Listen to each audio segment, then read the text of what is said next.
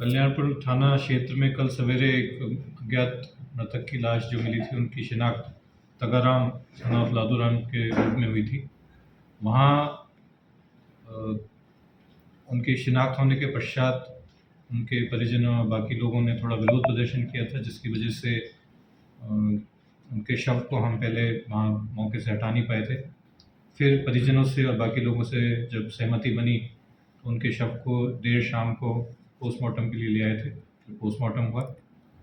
उनकी जो घटनाक्रम था वो इस प्रकार था कि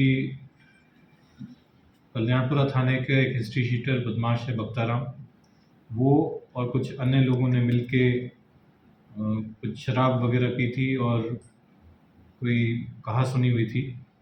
उस टाइम मृतक तगाराम भी वहीं मौके पे थे।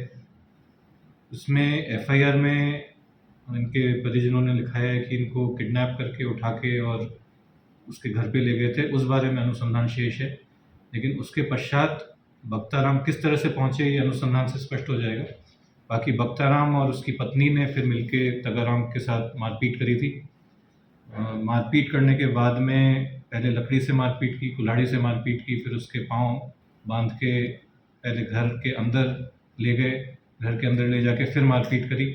मारपीट करने के बाद जब उसकी मृत्यु हो गई तो घर से बाहर उनके शव को रख के दोनों फरार हो गए। इसके बाद हमारी टीमें गठित की, हम लोग फरार होने के बाद उनकी टीमें गठित करी और देर रात दोनों पति पत्नी को अलग अलग स्थानों से दस्तयाब करने में सफलता मिली है। पत्नी को हमने लूनी थाना क्षेत्र से दस्तयाब किया और बख्ताराम को हमने चाणोद के आगे कैनपुरा जिला पाली सांडेराव थाना क्षेत्र में पड़ता है, वहाँ से दस्तयाब किया है। सर, प्रथम दृष्टया क्या आरोपी इस बात को कबूल चुके हैं कि हाँ हत्या उनके द्वारा की गई और क्या कारण रहा हत्या के पीछे? एफआईआर में उन्होंने दर्ज कराया है कि तगाराम ने बैंक से कुछ पैसे निकाले थे तो उनको अपहरण करके फिर वो पैसे छीनने की नीयत से की है। इस संबंध में एक तो बैंक से अनुसंधान करना है कि उन्होंने राशि निकाली, कितनी निकाली, लूट ही नियत थी या कुछ और थी, क्योंकि मृतक की जेब से 10,000 रुपये भी मिले थे।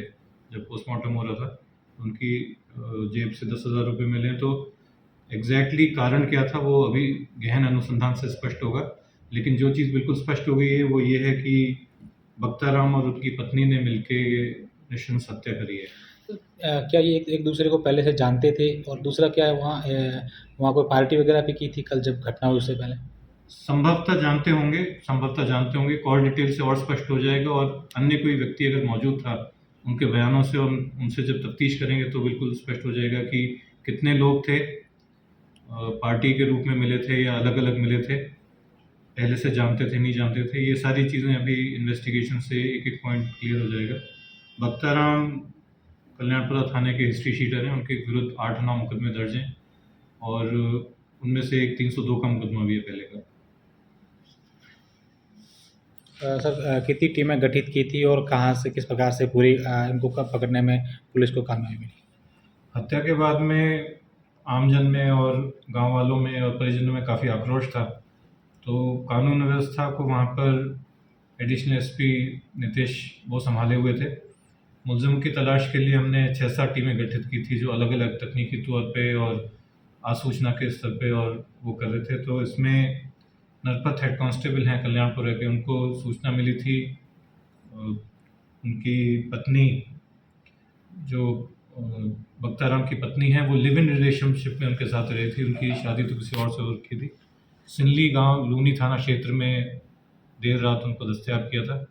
उसके पश्चात दूसरी टीम हमारी लगी हुई थी, उनको सूचना मिली तो बख्ताराम को कैनपुरा से एसएचओ पचपदरा राजेंद्र, एसएचओ समदड़ी दाऊद और नरपत हेड कांस्टेबल कल्याणपुरा, इन्होंने रात भर पीछा करके लेट नाइट उसको दस्तयाब किया।